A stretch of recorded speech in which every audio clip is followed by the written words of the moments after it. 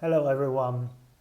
In this part of the SFDR series, I want to discuss why it is very important to avoid. We all have to understand in this effort that more and more legislators and regulation being imposed on institutional investors, which are mostly cornerstone investors for fund promoters, are being imposed to higher degree of legislation, and that they also have an increased responsibility towards their own beneficiaries. In this sense, the taxonomy regulation is really a backbone kind of dictionary, and the SFDR is really now the core of investor disclosure on the basis of which we can expect many other regulation to be based.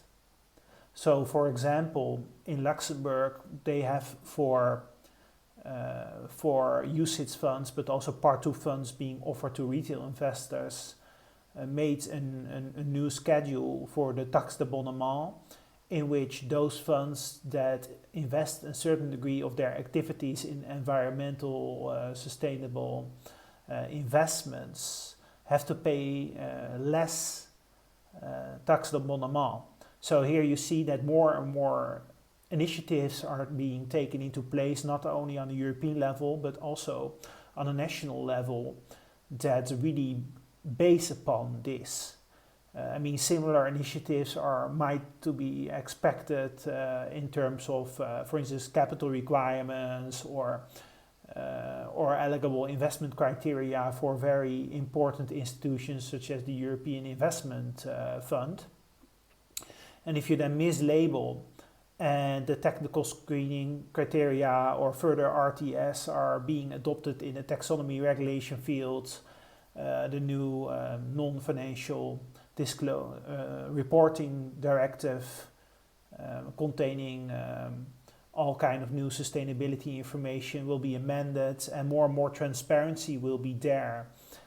It becomes more difficult to do greenwashing.